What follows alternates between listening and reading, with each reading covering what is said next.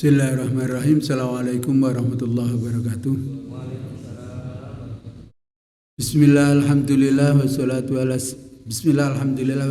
wassalamu ala rasulillah wa ala alihi wa sahbihi wa mawala la haula wa la quwata illa billah amma ba'du. Hadratul muhtaromin, para alim, para bini sepuh, hadirin hadirat wabil khusus panjenenganipun Al Ustaz Bapak Dr. Umar Siddiq, Magister Agama yang kita hormati. Bapak Ibu sekalian yang berbahagia, alhamdulillah malam hari ini kita dapat hadir di majelis ilmu. Mudah-mudahan apa yang kita lakukan diridhoi oleh Allah Subhanahu wa taala. Allahumma amin. Sholawat dan salam semoga tetap terlimpahkan kepada junjungan kita Nabi besar Muhammad sallallahu alaihi wasallam. Bapak Ibu yang dirahmati Allah, malam hari ini kita akan membahas kitab Kifayatul Atqiya mulai halaman 422 baris ketiga dari atas. Qala Allah Ta'ala ila akhirih. Untuk mengawali majelis kita pada malam hari ini, mari kita awali dengan bacaan Ummul Quran Al-Fatihah. A'udzubillahi minasyaitonir rajim. Bismillahirrahmanirrahim. Alhamdulillahirabbil alamin arrahmanir rahim maliki yaumiddin. Iyyaka na'budu wa iyyaka nasta'in. Ihdinas siratal mustaqim. Siratal ladzina an'amta 'alaihim ghairil maghdubi 'alaihim waladdallin.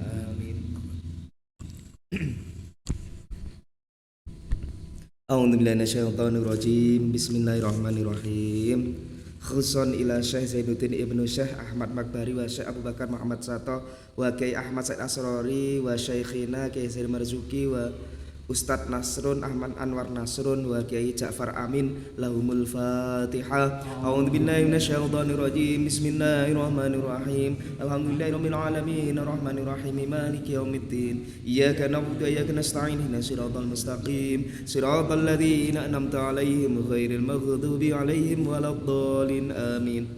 A'udzu billahi minasyaitonir rajim. Bismillahirrahmanirrahim. Qala Allah Ta'ala Bismillahirrahmanirrahim. Faqra'u ma tayassara minal Qur'an. Bacalah ayat yang mudah dari Al-Qur'an.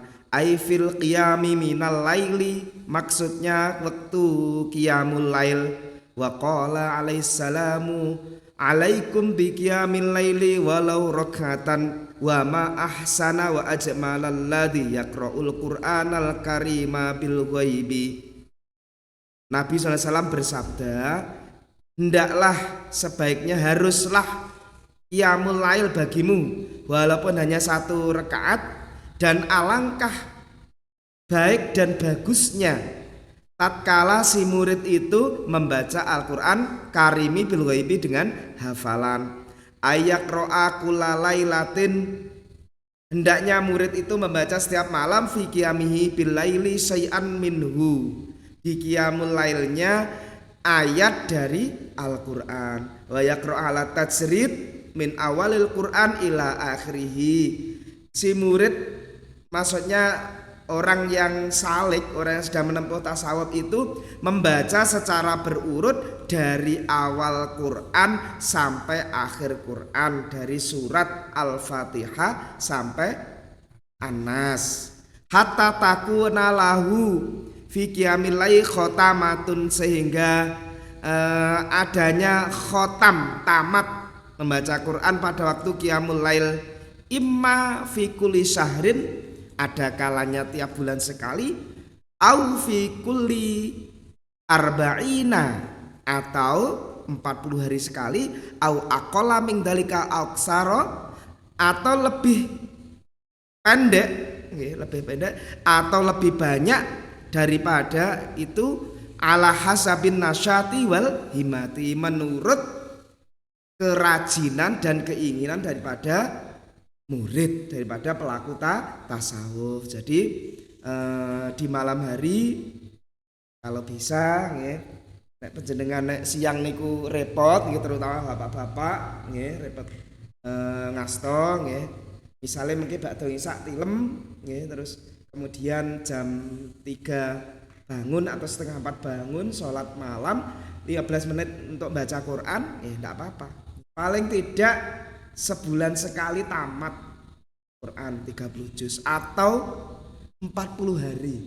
Iku ukurane nggih. Dadi nek jenengan mboten standar ngoten nggih, dereng ukuran. Di tiyang Islam kita ngoten. Mangkane malam Sabtu menika panjenengan diajari metode Utsmani dalam rangka macane ben cepet tapi bener.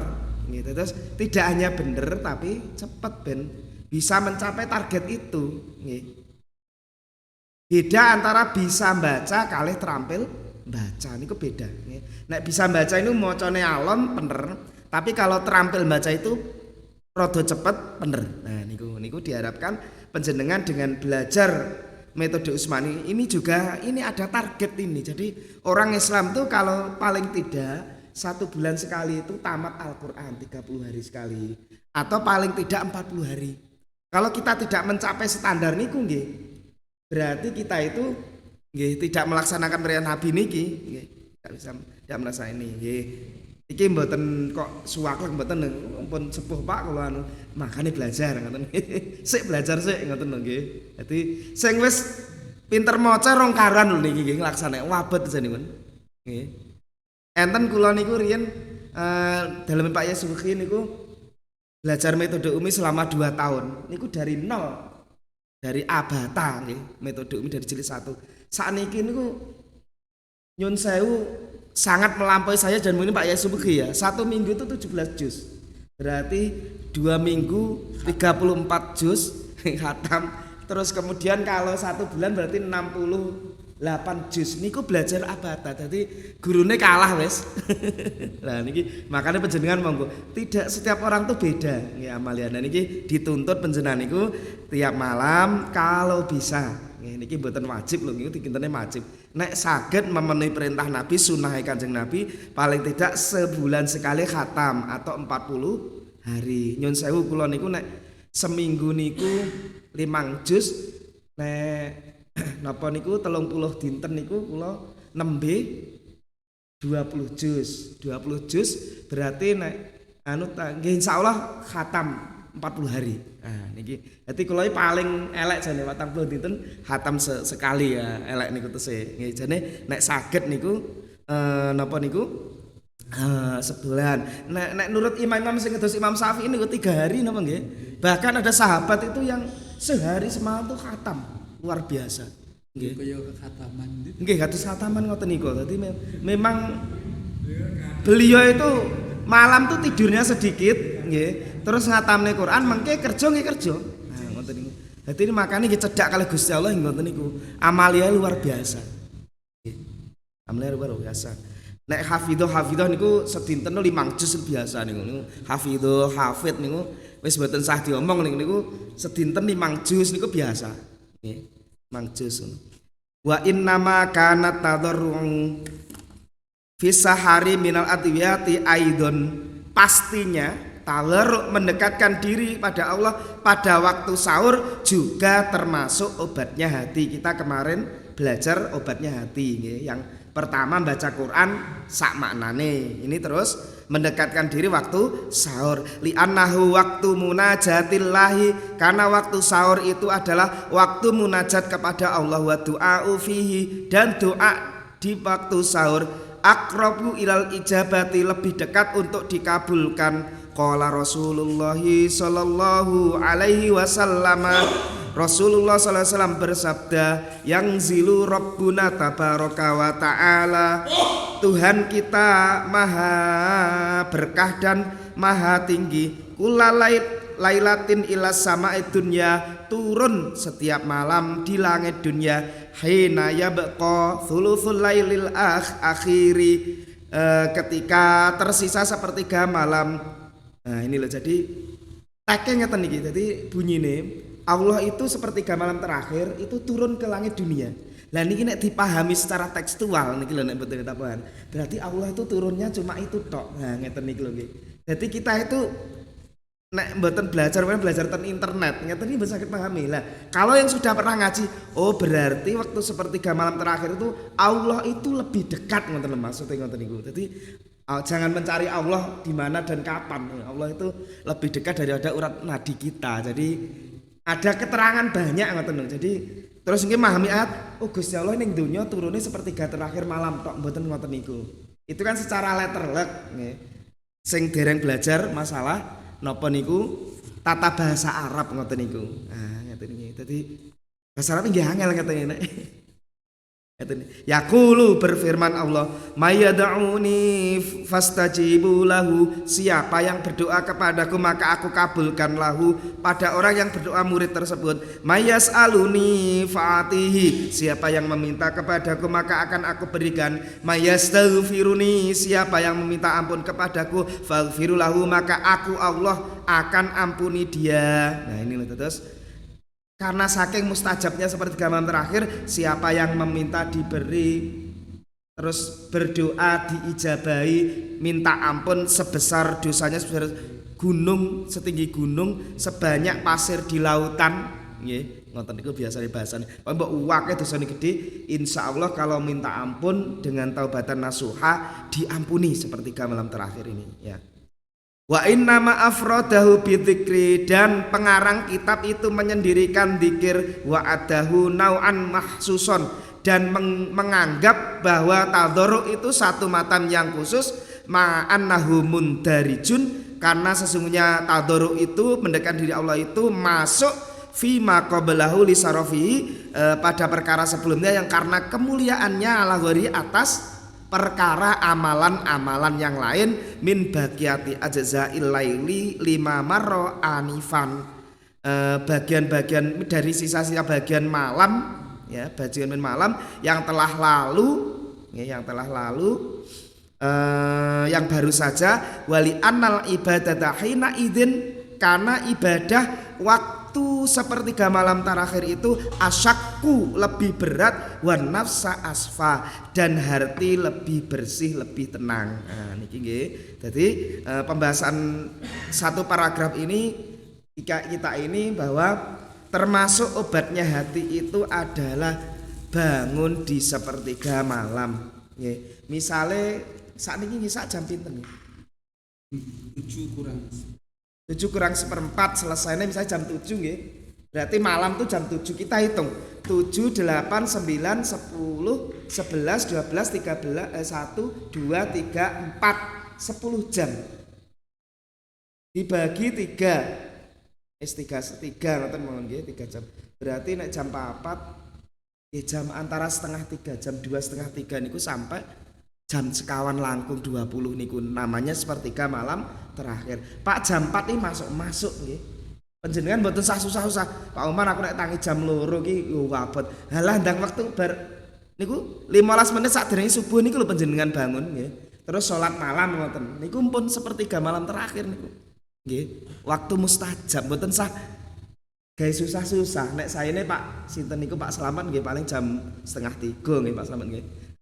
Jam 3 tangi ngoten nggih nek Pak Slamet, Pak Marwan niku nggih ampun sepuh-sepuh makome sik 66 ini kalah ngoten niki. Nggih.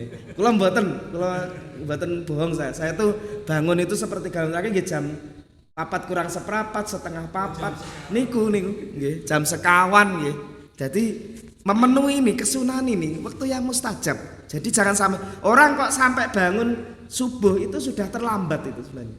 Terlambat. Nah, karena apa? Waktu itu paling berat dan hati itu bersih, energi batu sare, tenang, tidak ada persoalan, sudah terendapkan waktu tidur. Jadi ketika minta kepada Allah itu adalah insya Allah lebih dekat.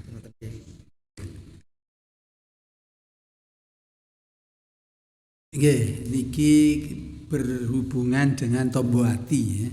Jadi salah satu tombol hati itu kita dianjurkan berdasarkan hadis Nabi itu untuk memperbanyak amal soleh di malam hari sepertiga malam.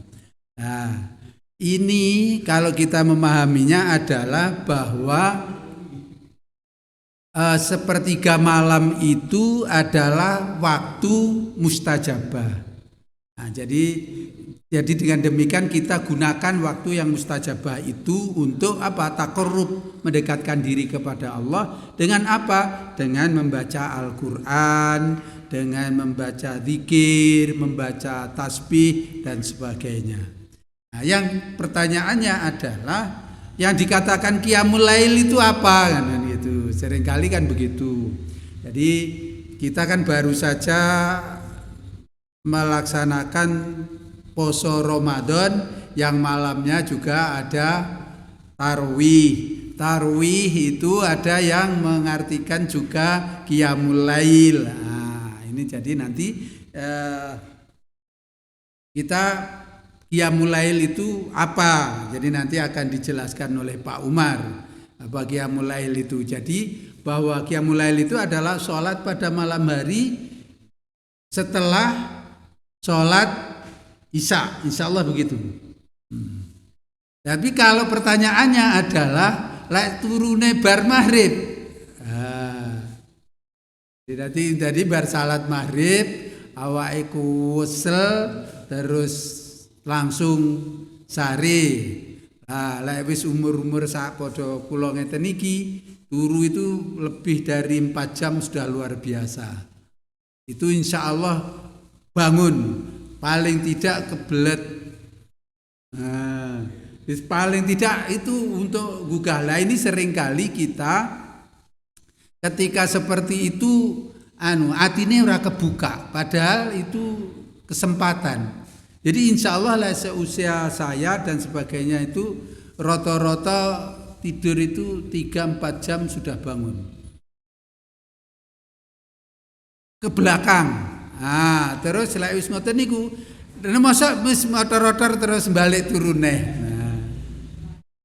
Nah inilah dari sini ini yang jadi masalah adalah apa hati kita ini terbuka atau ndak.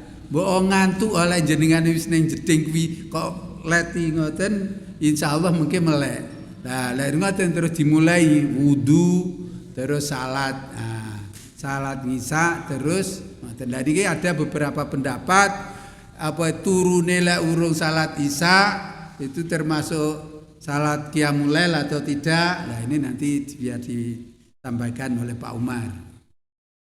Nah, ini jadi dengan demikian karena kita itu insya Allah seperti itu tadi, maka kita mulai membuka diri. Jadi ketika kita bangun kita ikhlaskan saja hati kita untuk melaksanakan qiyamul lail. Nah, sholat minimal berapa tadi seperti itu? Qiyamul lail itu adalah minimal adalah 1 rakaat, yaitu apa? Salat witir. Nah, jadi wis ngantuke ra karu-karuan wis pokoke salat witir batalkan kesunahan. Iya. Ini artinya sudah gugur gitu loh. Ini berarti ikut seperti itu. Tadi minimal 1 rakaat. Jadi apa? Salat witir 1 rakaat. Allahu Akbar. Jadi itu sudah selesai, kita sudah melaksanakan sunnah untuk melaksanakan qiyamul lail. Mungkin ini Pak Ustadz biar dijelaskan itu tadi itu. Jadi pertanyaannya adalah qiyamul lail itu apa? Lalu yang kedua adalah kalau itu di salat Isya-nya itu setelah bangun tidur itu gimana? Iya, qiyamul lail itu jangan dibayangkan hanya sholat nih. Jadi qiyamul lail itu memanfaatkan waktu malam itu secara baik, beribadah kepada Allah tentunya. Jadi bisa sholat, membaca Quran, mengkaji kitab, terus kemudian membaca tafsir, itu semuanya termasuk qiyamul lail. Tapi memang yang intinya nanti sholatnya itu intinya sholat sunnah itu dari sholat taubat, sholat tasbih, sholat hajat, sholat istikharah, watang ya, ditutup dengan sholat witir. Sholat witir serahkan nggih. Usolli kalau witir nggih seringnya 1 rakaat. Sholli sunnatar watal witri lillahi ta'ala. Allahu Akbar dalam hati saya niat sholat witir 1 rakaat karena Allah Ta'ala. Kadang-kadang nek pun assalatu wassalamu alaihi langsung Fatihah terus kemudian surat pun wis. Nah, kan sedue lu namung 2 menit. Nah niku napa niku membatalkan kesunahan biar tidak dikategorikan hamba Allah yang lalai. Tangine subuh niku termasuk lalai lho ngene iki. Nggih, lalai. Nah, terus pripun misale salat maghrib kok dalu nggih ndang salat ngisa nggih. Nah, salat waktu bangun dari tidur itu nah salat ngisa mawon panjenengan bangunnya jam berapa nggih. Misale jam 11 ya nek panjenengan khawatir ini ada dua. Jadi Umar bin Khattab itu yakin dia itu pasti bangun malam mesti. Terus piyambak ini mboten salat witir yen. Tapi berbeda dengan Abu Bakar, khawatir. Sepuh. Nggih, pun sepuh. Makanya tergantung jenengan. Misalnya saya nanti khawatir tidak bangun, sholat witir 1 rakaat atau 3 rakaat dulu tidak apa-apa. Tapi nanti sudah tidak usah sholat lagi, nggih, sudah ditutup dulu. Tapi nek panjenengan yakin bisa bangun, ketika itu aja setelah sholat malam itu baru sholat yang lain itu baru sholat witir, nggih. Monggo kerso, karena memang Abu Bakar dan Umar bin Khattab sendiri juga beda gitu loh. Ngoten niku. Nek pas posone insyaallah salat witir kayak anu napa? Mpun teng tarweh. Nggih, mpun tarweh kan niku. Nah, ngoten niku. Mungkin niku nggih enten yang mau diperdalam mungkin. Ada pertanyaan? Lanjut. Bismillahirrahmanirrahim. Wa inna ma kanat mujalasatu sholihina minal adiyati aidun. Pastinya bergaul dengan orang-orang soleh itu termasuk obat juga, li'annaha turithul iktida'a bihim, karena akan menimbulkan ketaatan pada mereka fi af'alihim wa aqwalihim wa ahwalihim, pada segi perbuatan, perkataan maupun tingkah laku para orang-orang soleh. Wa tad'u ila alla yardoli nafsihi ayyuqassira anhum, dan mendorong untuk tidak ridho dirinya sendiri si murid itu, pelaku itu, untuk mendurhakai kepada orang-orang soleh. Wala ayyakuna fil khairi dunahum, dan hendaknya dia itu tidak berada di bawah para solihin dalam hal kebaikan. Fatab'afuhu al-munafasatu ala musawatihim, maka mendorong si murid tersebut berlomba menyamai para orang soleh, awiz ziyadati alaihim, atau bahkan lebih dari para orang soleh. Falyasiru nasababan li sa'adatihi, maka hal itu menjadikan sebab kebahagiaan murid, wa ba'ithan ala istizadihi, dan mendorong untuk bertambahnya ketaatan. Wassolihuna humul qaimuna bihuquqillahi wa huquqil ibad, padahal orang soleh itu adalah orang-orang yang senantiasa menegakkan hak-hak Allah maupun hak-hak hamba. Jadi orang soleh itu insya Allah cara ngajine wis tutup, cara keilmuannya nggih pun notok. Orang soleh itu sing dohir mawon kita lihat kayak misalnya Habib Lutfi Yahya, ngoten nggih. Habib Lutfi Yahya. Nek teng mriki insyaallah nggih Pak Yai Ansor Rusdi misalnya ngoten niku nggih. Lah itu orang-orang seperti itu yang memang terus malih kados Rois Suriah NU sinten Pak Yai Solehan karena ahlul Quran. Nah, karena mereka itu sudah mempelajari Al-Quran, hadis itu, segala perilaku perkataannya dan tingkah lakunya mayoritas kebanyakan itu sudah sesuai Al-Quran. Jadi perilaku perkataannya nah mayoritas itu karena mereka itu ahlul Quran, ahlul sunnah, ahlul hadis, itu sudah sesuai dengan Al-Quran hadis. Makanya ketika kita bergaul dengan mereka itu, tanpa kita melihat Al-Quran dan hadis aja, itu sudah melihat Al-Quran hadis berjalan gitu loh. Perilaku mereka, perkataan mereka, nasihat mereka. Nah itu untungnya seperti itu. Mereka senantiasa hak Allah, nasihati, ibadah, berlaku adil, ojo aniyoyo. Lah ngoten ini kan Al-Quran hadis ngoten iki. Damai, ora sah padu karo liyan, karo tangga sing apik. Nah ngoten kan bergaul dengan mereka karena itu sudah tahu Al-Quran dan hadis. Itu termasuk obat juga bagi seorang pelaku tasawuf. Nggih, dados pados kanca niku sing kumpulan niku lho, nggih sing sae nggih. Niku riyen. Ini satu bahasan. Jadi tombo ati enek 5 to nggih. Niki termasuk wong kang soleh kumpulono. Nah niki Jadi orang soleh itu seperti apa? Orang yang berperilaku baik, solih, artinya kan orang baik. Jadi dengan demikian baik itu ukurannya apa kan gitu? Baik itu kalau kita ukurannya adalah Al-Quran dan As-Sunnah. Jadi Al-Quran dan hadis ukurannya. Jadi kadangkala itu baik menurut manusia, tapi tidak baik menurut Allah. Apa enten enek? Umpamane niki orang ngelokne sapa-sapa. Di satu masyarakat itu memiliki tradisi, kebiasaan apa ya nggih contohnya sing ora nyinggung wong. jadi kebiasaan yang apa itu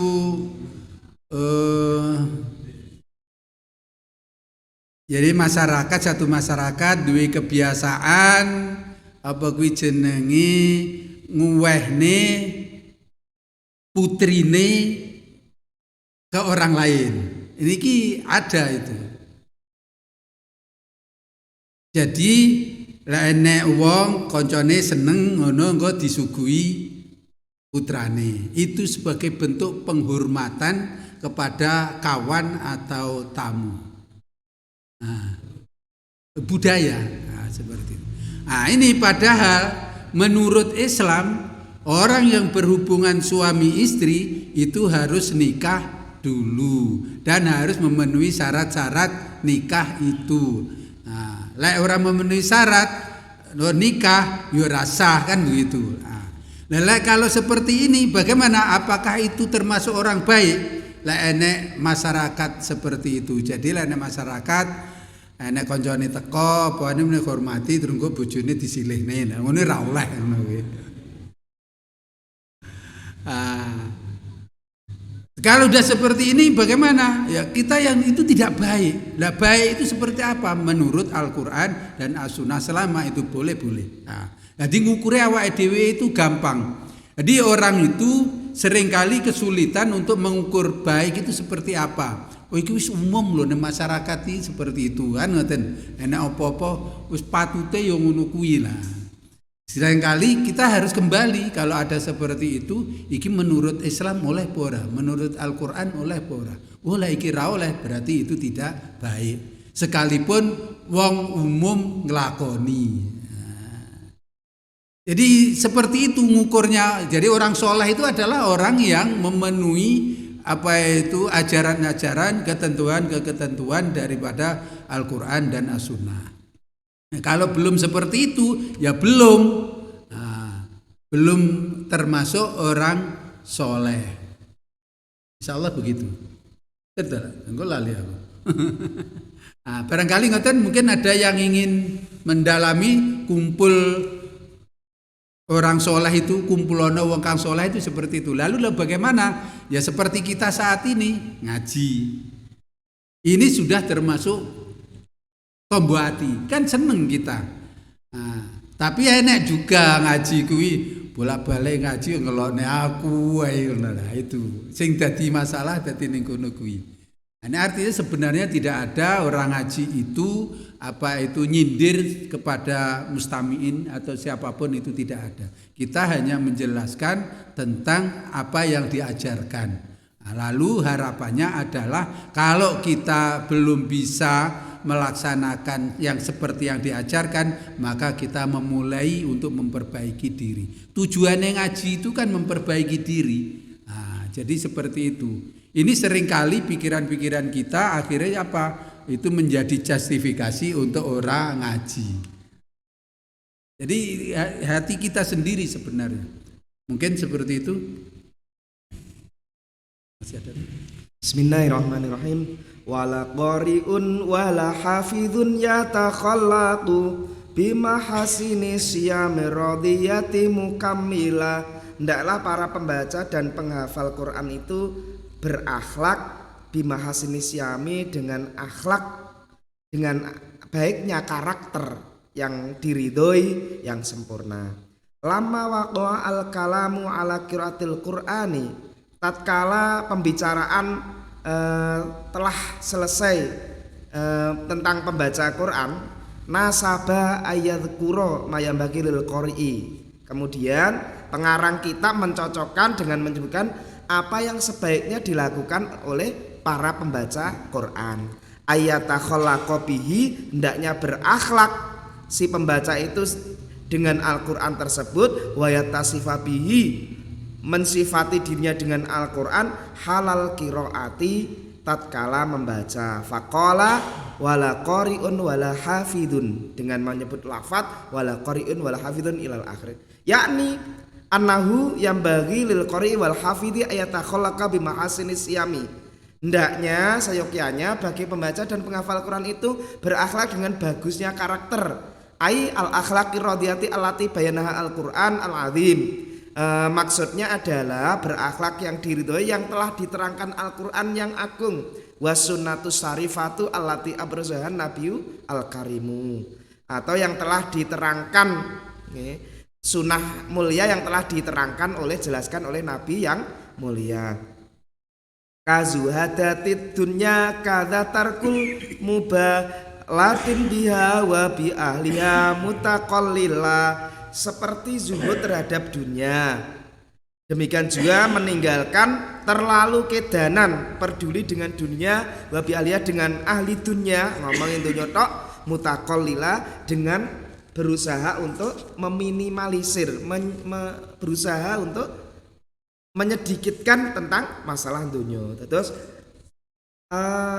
zuhud dunia itu sebenarnya kita terangkan kemarin, sudah selesai kemarin itu masalah zuhud itu. Bukan berarti kita itu tidak memegang dunia, tidak. Kita memegang dunia tapi hati kita jangan sampai ta'aluk, kedanan tentang masalah dunia. Mungkin kita rumahnya bagus, ora trimo napa niku, rumahnya tidak hanya tekel, sakniki wis granit. Sing keren kan sakniki granit nggih. Tidak hanya motor tapi mobil. Ketika kita punya mobil, rumahnya bagus, itu jangan sampai kita terlalu ta'aluk. Ta'aluk itu kedanan donya, kadang sombong, kadang napa niku sing diburu niku tok, dengan berusaha dengan segala cara untuk mencapai itu gitu. Jadi bukan berarti kita itu menjauhi dunia sepenuhnya, tidak, tapi ketika kita itu punya dunia, jangan hati kita itu sampai edanan, ta'aluk.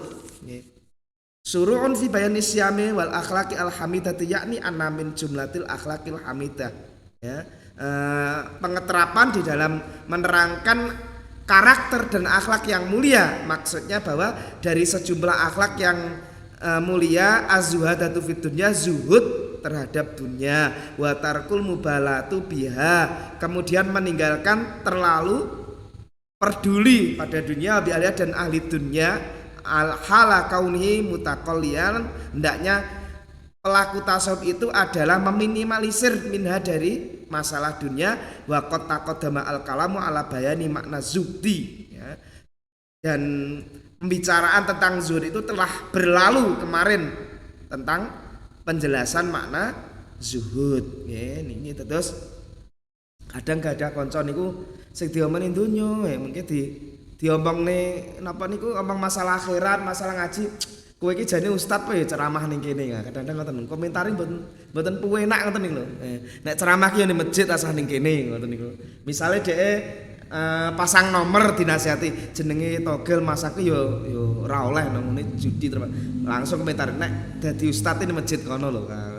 Dadi enek malasane ngoten niku.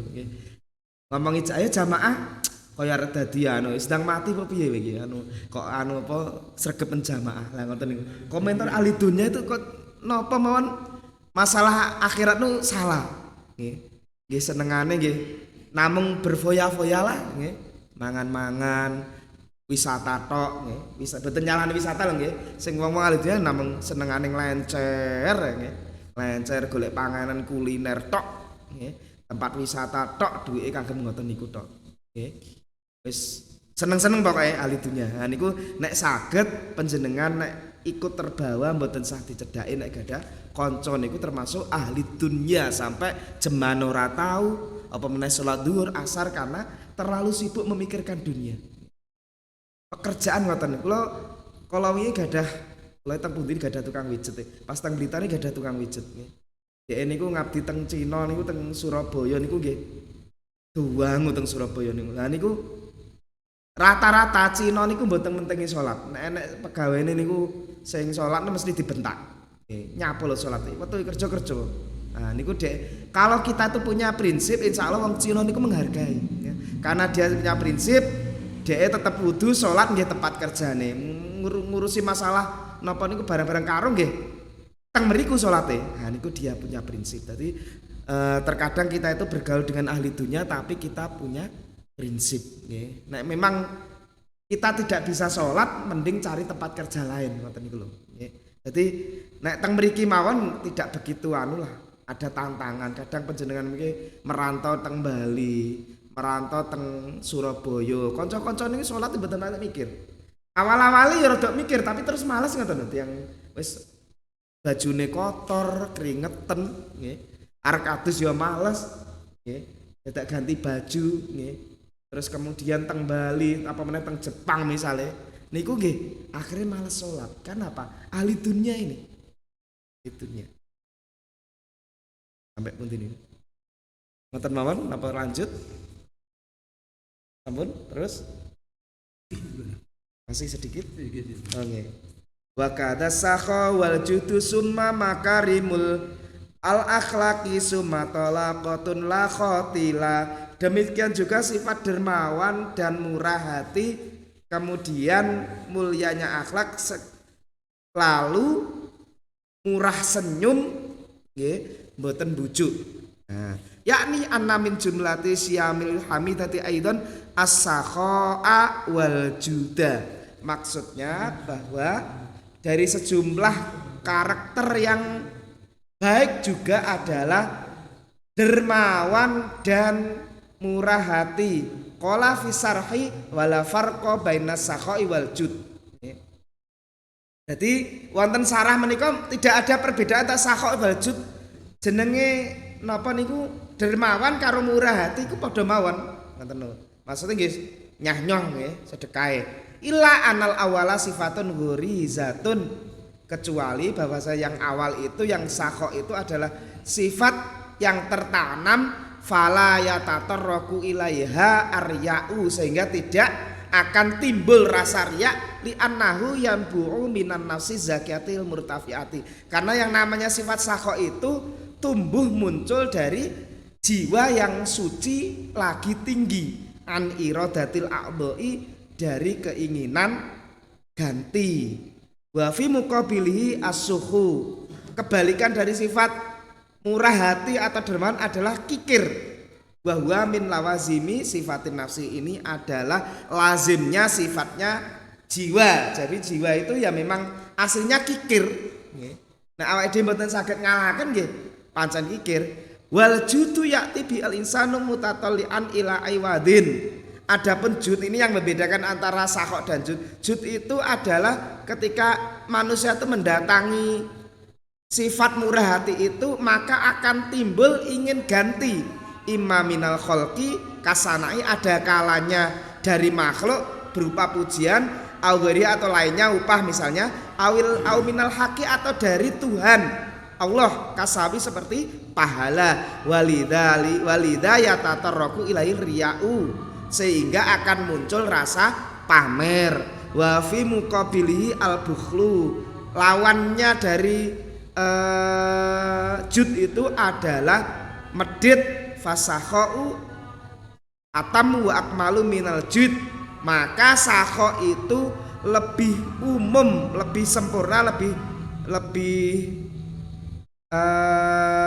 sempurna dari jud ya. Fakulu sakhin jawadun, maka setiap dermawan itu ya murah hati walaksa, tapi tidak sebaliknya. Nah niki lho terus istilah bahasa Arab nih kasih nggih. Ada yang menyamakan antara sakho dan jud, tapi kalau sakho itu lebih bagus karena tidak ada pengen imbalan gitu loh, kecuali dari Allah. Tapi kalau jud di samping pengen imbalan dari Allah juga pujian dari manusia, sehingga timbul rasa pamer. Nah ini bahwa di samping tadi sifatnya seorang pelaku tasawuf itu adalah zuhud terhadap dunia, yang kedua dermawan. Nggih, terus perintah Nabi niku al yadul ulya khairum min yadus sufla. Tangan di atas itu lebih baik daripada tangan di bawah. Nggih. Insya Allah timbulkan lebih baik kita itu memberi, ada rasa kepuasan, nggih, kebahagiaan daripada kita itu minta. Nah niku lho. Jadi pelaku tasawuf itu harus menjaga ifah dari rasa meminta-minta. Ini mungkin enten sing dalami, jadi seringkali kita ini mendengar wong kok kedonyan kata-kata niku. Niki artinya bahwa kita itu tidak boleh menomorsatukan persoalan dunia. Yang nomor satu siapa? Allah. Jadi seperti itu. Nah, lalu bagaimana mewujudkannya? Ya kita belajar. Kalau ndak belajar ndak bisa. Jadi seperti itu. Jadi seperti kedonyan itu artinya apa? Pokoknya semuanya dihitung lek wong saiki jenenge materialistis. Terus rada moderne ya apa itu the time is money. Ngoten niku wae hitung-hitungane. Ujung-ujungnya duit. Ujung-ujungnya duit. Jadi pikirannya hanya itu saja. Jadi kalau kita melakukan sesuatu itu untungnya apa iki? Jadi tidak ada bahwa kita ini beramal soleh untuk apa? Untuk tabungan di akhirat. Jadi tidak ada mikir akhirat itu. Nah itu seringkali kita diajari kita untuk zuhud itu pada prinsipnya jangan sampai kita seperti itu. Termasuk bagaimana agar kita ini bisa zuhud, itu salah satu di antaranya jadi kita jadi awean itu, apa itu jadi itu lomo, terus tadi itu ya lomo ya, di dermawan. Itu juga orang dermawan itu latihan. Karena apa? Sederhana saja. Kita kerja ke tisu teko sore dibayari, terus mosok iki tak gaene wong. Padahal iki sedina iki mau keringetan lho iki. Iki nyambut gawe ra karo-karoan. Mosok terus tak gaene wong. Iki padahal dhewe mau tengok-tengok ae kan ngono. Ini pikiran yang seperti ini kalau kita tidak latih, bagaimana melatihnya? Bahwa kita sebenarnya itu memberikan sesuatu ke orang lain itu adalah berinvestasi. Jadi itu tidak akan hilang, nanti itu akan tumbuh. Jadi sama seperti itu. Jadi sedekah itu sebenarnya adalah kita menanam. Jadi kalau satu akan tumbuh, akan berbuah kali 700 kali. Jadi kita harus seperti itu. Lalu itu kapan? Ya jenenge wong pikiran materialis. Kapan? Besok neng akhirat. Sik besok saiki butuhe iki apa iki jenenge? Iki wayahe bayar SPP anake, iki wayahe dandani omah, iki wayahe bojone njaluk klambi lah. Jadi ini kalau seperti ini tidak kita urai, kita belajar, ya kita tidak akan, tetap akan menjadi orang bakhil. Pelit, medit itu tetap. Karena apa? Ya itu tadi. Iki lah ku kangelan ora karu-karuan mosok tak kene wong. Nah, inilah pentingnya kita untuk menata hati kita agar kita bisa zuhud kepada Allah Subhanahu wa taala. Ngoten kesimpulannya mungkin enten sing badhe mendalami lek mboten enten sampun nisa monggo kita akhiri. Bismillahirrahmanirrahim. Wal 'asri innal insana lafi khusri illal ladzina amanu wa 'amilus solihati wa tawashaw bil haqqi wa tawashaw bis sabr. Subhanakallahumma wa bihamdika asyhadu an la ilaha illa anta astaghfiruka wa atubu ilaik. Kurang lebihnya mohon maaf. Assalamualaikum warahmatullahi wabarakatuh. Ngaten nggih. Arep takon imam aku lu.